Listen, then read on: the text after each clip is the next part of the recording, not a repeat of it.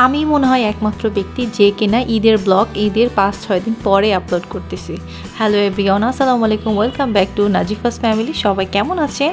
আপনাদের সবার ঈদ কেমন কাটছে অবশ্যই কমেন্টে জানাতে ভুলবেন না। তো আজকের ব্লগ ছিল ঈদের ব্লগ, মানে হচ্ছে ঈদের দিন কী করেছিলাম সেগুলো। আসলে সব কিছু তো আমি আর শেয়ার করতে পারিনি, শুধু আমার ঘুরতে যাওয়ার কিছুটা অংশ আপনাদের সাথে শেয়ার করছি। আর যেটা বলেছিলাম আপনাদের সাথে অনেক শপিং ভিডিও শেয়ার করেছিলাম। আর আগেই বলেছিলাম আমি ঈদের দিন শাড়ি পরবো, আর শাড়ির সাথে কী পরবো সব কিছুই দেখিয়েছিলাম আপনাদের আগেই। আশা রাখছি ব্লগগুলো আপনারা দেখেছেন, সেই ভিডিওগুলো না দেখে থাকলে এখনই দেখে আসুন। তো যা হয়েছিল ঈদের দিন আমি অনেক ঘোরাঘুরি করেছিলাম। ফার্স্ট অফ অল আমাদের বাসা যেহেতু গুলশান এরিয়ার মধ্যে, গুলশান এরিয়ার রাস্তাঘাট কিন্তু খুবই সুন্দর, খুবই নিট অ্যান্ড ক্লিন এবং খুবই সাইলেন্ট একটা পরিবেশ থাকে। আপনি ছবি তুলে খুব মজা পাবেন। তো ওই জায়গায় আমরা অনেক ছবি তুলেছি, কিন্তু কোনো রকমের ভিডিও ফুটেজই আমি ইউটিউবের জন্য নিইনি। মানে আমি ভুলেই গেছিলাম যে আমি একটা ব্লগ বানাবো। এরপরে আমি চলে গিয়েছিলাম আফতাবনগরে। আফতাবনগরও কিন্তু আমাদের বাসা থেকে খুব কাছে। তো আপনারা যারা আফতাবনগরে এখনও যাননি অবশ্যই যাবেন। আমরা কিন্তু এবার আফতাবনগরে অনেক দূরে গিয়েছিলাম, অনেক সুন্দর জায়গা দেখেছি, অনেক সুন্দর প্লেস আছে, অবশ্যই আপনারা ভিজিট করবেন। আর তারপরে চলে এসেছিলাম আমাদের এলাকায়। আর এই জায়গাটা হচ্ছে আমাদের একেবারেই পছন্দের জায়গা। এটা হচ্ছে একটা সুন্দর রেস্টুরেন্ট। এই রেস্টুরেন্টের খাবার দাবারও বেশ ভালো, আমি অনেকবার খেয়েছি। তো যেটা বলেছিলাম, এরপরে আমার এই জায়গাতে এসে মনে পড়েছে যে আমি ইউটিউবের জন্য কোনো ফুটেজই নিইনি। তো এরপর থেকে ভিডিও করা শুরু করে দিয়েছিলাম। আর এই জায়গাটা আপনাদের সুন্দর করে দেখাচ্ছিলাম, কারণ এই জায়গাটা হচ্ছে আমাদের দুজনের সবচেয়ে পছন্দের একটা জায়গা বলতে পারেন। এই জায়গাতে আমার অনেক ছবি আছে। আপনারা যারা আমার নিয়মিত ভিডিও দেখেন তারা অবশ্যই খেয়াল করেছেন এই জায়গাতে আমার অনেক ভিডিও ফুটেজ নেওয়া হয়েছে এবং অনেক ছবি নেওয়া হয়েছে। আমি মূলত যত জায়গায় ছবি তুলি না কেন, এই জায়গায় এসে ছবি না তুললে না মন ভরে না। আর এই জায়গায় ছবি এত বেশি ভালো আসে বলার বাইরে। আর এই জায়গাটা হচ্ছে একেবারে পুলিশ প্লাজার অপোজিটে একটা সুন্দর ব্রিজ আছে, এই ব্রিজের পরে।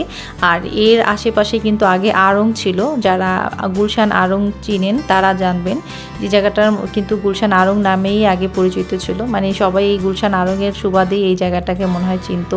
তো যাই হোক, এখন কিন্তু আড়ংটা অনেক দূরে চলে গেছে। তো এই পরিবেশটা কিন্তু বেশ সুন্দর। আর এখানে কিন্তু অনেক লাক্সারিয়াস একটি রেস্টুরেন্ট আছে, এটা হচ্ছে কোনা থাই রেস্টুরেন্টের নাম। এই রেস্টুরেন্টে যারা খেয়েছেন অবশ্যই কমেন্টে জানাবেন। আমি খেয়েছিলাম, এখানকার খাবারও বেশ ভালো। এছাড়াও হাতিঝিলের মধ্যে এই জায়গাটা কিন্তু আসলেই অনেক বিখ্যাত, কারণ হচ্ছে এই জায়গাতে অনেক সুন্দর মেলা হয়, এছাড়াও বিভিন্ন কনসার্ট হয়। তো সব মিলিয়ে এই জায়গাটা বেশ পপুলার এবং বেশ সুন্দর বলতে পারেন। তো আমি আবার একটু শাড়ি পরে হেঁটে আপনাদের দেখাচ্ছিলাম। কেন জানি না আমার ছবিতে বা ভিডিওতে আমাকে ভালো লাগে না, সামনাসামনি আমাকে ভালো লাগে। আর ইদানিং খুব মোটা হয়ে যাচ্ছে, কেমন মুটু লাগতেছিল। যাই হোক, কেমন লাগছে অবশ্যই আমাকে কমেন্টে জানাতে ভুলবেন না। তো এরপরে চলে যাচ্ছিলাম আমাদের এলাকার দিকে। তো এটা হচ্ছে পুলিশ প্লাজার যে রাস্তাটা, সেই রাস্তাটা আপনাদের দেখাচ্ছি। এই রাস্তাটাও কিন্তু বেশ সুন্দর, মানে ঘুরতে যাওয়ার জন্য এই রাস্তাটা বেস্ট। হাতিঝিলের এই এরিয়াটা ঘুরে খুব মজা পাবেন। আপনারা যারা হাতিঝিলে ঘুরেন না এখনো পর্যন্ত, তারা একবার হলেও হাতিঝিলে আসবেন। আশা রাখছি হাতিঝিল আপনাদের কাছে খুবই ভালো লাগবে। তারপরে দেখেন ঈদের দিনও কিন্তু মোটামুটি বেশ ভালো জ্যাম ছিল অনেক জায়গায়। তো এরপরে হচ্ছে কথা বলতে চলে এসেছি আমাদের সেই কাঙ্ক্ষিত জায়গায়। বাড্ডাবাসীর যত মানুষ আছে মনে হয় সবাই এই জায়গাটাতে আসে বিকালে। ঈদ যে তাই যে আসতেছে তা না, এটা ঈদ ছাড়াও যত অকেশন আছে শুক্রবার হলেই এখানে সবাই আসে। তো আমরাও বাদ যাই না, আমরা যতবারই ঢাকা যাই বিশেষ করে শুক্রবারই যাওয়া হয় বেশি, মানে বৃহস্পতিবার শুক্রবার থাকা হয়। তো আমরাও কিন্তু এই জায়গাটাই যাই। আর এই জায়গায় দেখেন কত সুন্দর একটা গাড়ি আছে, এটা কিন্তু আর্মিদের গাড়ি, বেশ ভালো লাগে আমার কাছে। কিন্তু আমি কখনো এই জায়গায় যেয়ে ছবি তুলি নাই। তবে এখানে বসে অনেক কিছু খাওয়া হয়েছে, মানে এখানে আসলেই ঝালমুড়ি ফুচকা থেকে শুরু করে আচার যত রকমের জিনিস আছে সব খাওয়া হয়। এখানে আসলে মনে হয় মানে আমার ভরা পেট থাকলেও আমার খেতে ইচ্ছা করে, এমন একটা অবস্থা। তো আমি খেয়েছিলাম অনেক কিছু, ওই যে আখের রস, তারপর হচ্ছে ফুচকা, ঝালমুড়ি, ভেলপুরি, পানিপুরি, এগুলো তো একেবারে মাস্ট। আরও যা ছিল সবই খেয়েছি। মূলত এখানে আসলে যেটা দেখি সেটাই খেতে ইচ্ছা করে আর তাই খেয়ে নিই। তো আসলে সব কিছু ভিডিও করে রাখি নেই, কিছু আপনাদের জন্য ভিডিও করে রেখেছি। তো বাইক নিয়ে আমরা ঘুরতেছিলাম, এই জন্য আমাদের হচ্ছে বাইক পার্কিংয়ের একটা বিষয় ছিল। তো কোথায় পার্কিং করবে এই জন্য বাইক নিয়ে যাওয়া একটা মুশকিলের বিষয়। তো পার্কিং শেষ করে এখন আমরা হচ্ছে আসছি। এটা একেবারেই লেকের পাশে, এই জায়গাটা খুবই সুন্দর। সুন্দর। আপনারা যারা বাড্ডা এরিয়াতে আসেন নাই অবশ্যই আসবেন।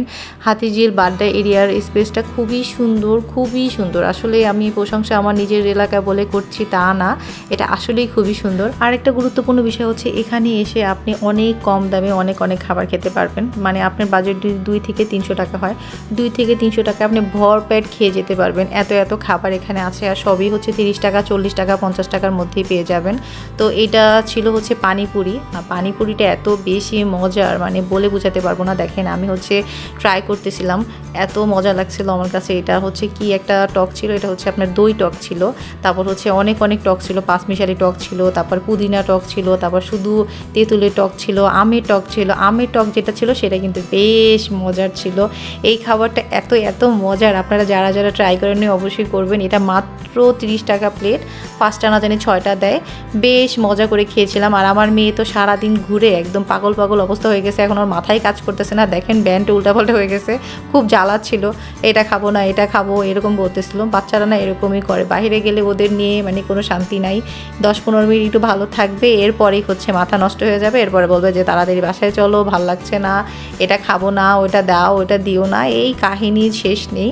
তো এরপরে হচ্ছে এটা খাচ্ছিলাম, ওইটা খাওয়া শেষ করে এটা খেতে চলে আসছিলাম। এর মাঝখানে আরও অনেক কিছু খেয়েছি, সবগুলো ভিডিও করতে পারি নাই। আমি খুবই দুঃখিত, কারণ খাওয়া দাওয়াতে এত বেশি বিজি ছিলাম যে ভিডিও কখন করব সেটাই ভুল পাচ্ছিলাম না। আর মেয়ে তো যন্ত্রণা করতেই ছিল পাশে। তো এই খাবারটা কিন্তু খুবই মজার, ঠিক আছে। এটা মাত্র 60 টাকা মনে হয়। আর সাথে হচ্ছে একটা রুটি দেয়, ওই রুটিটার দাম হচ্ছে 10 টাকা। এই রুটিটা কিন্তু বিশাল আকৃতির একটা রুটি বলতে পারেন। এই এক রুটিতে আমরা 3 জন খেয়েছি, তারপরও মানে এটা শেষই হয় না, বুঝছেন, এমন একটা অবস্থা। আর চিকেনগুলোও বেশ মজা ছিল। আর আমার মেয়ে তো এই যে এই সুইট কটন ক্যান্ডি, এই কটন ক্যান্ডি বলতে মাথা খারাপ করে ফেলছে, মামাম কটন ক্যান্ডি কিনে দাও। এরপরে এই যুদ্ধ জয় করে আমি এখানে এসেছি। ভাই এতটুকু রাস্তা আমার মানে পার হতে প্রায় 20 মিনিট লেগে গেছে, বিশ্বাস করবেন কি না আপনারা জানি না। এত ভিড়। আমি যে ভিডিও ফুটেজগুলো নিচ্ছি আপনারা মানুষ দেখতে পাচ্ছেন না, কিন্তু এইটা আমি খুবই কষ্ট করে নিয়েছিলাম। কারণ এখানে না একদম মেলার মতো বসেছিল, অনেক খেলনার দোকান, অনেক রকমের দোকান ছিল। আর আমার না ছোটোবেলা থেকে এইসব দোকান দেখলেই না খালি মনে হয় একটু দাঁড়ায় দেখি কি আছে, কোনটা ভালো আছে, কোনটা আনকমন আছে, আবার কোনটা কম দামে আছে, এগুলো চেক করে কিনতাম। হ্যাঁ, এখন তো বড় হয়ে গেছে, এখন আর কেনা হয় না। আর মেয়েকেও না আমি এগুলো দেই না, এর কারণ হচ্ছে মানে পুরো ঘরেই না ও একদম এলোমেলো করে রেখে দেয়। বাসায় যতগুলো আছে এগুলোর অত্যাচারে আমার অবস্থা খারাপ। এরপরে হচ্ছে আমি এগুলো দেইনি ওকে। আর ও আমার মেয়েটাও এগুলো চায় না, খুবই লক্ষ্মী মাশাআল্লাহ। আপনারা দোয়া করবেন আমার মেয়ের জন্য। আমার মেয়ে কখনোই রাস্তাঘাটে এগুলো চায় না।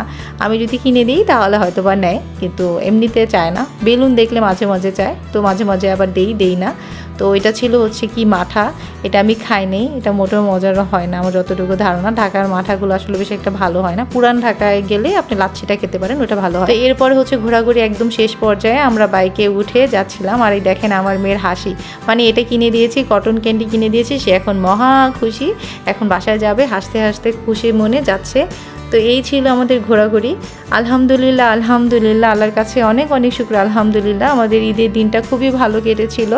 ঈদের পরের দিনও ঘুরেছিলাম, আর নেক্সট ব্লগে আপনাদের সাথে সেটা শেয়ার করব। আর এই ব্লগটা আপনাদের কাছে কেমন লেগেছে অবশ্যই জানাবেন।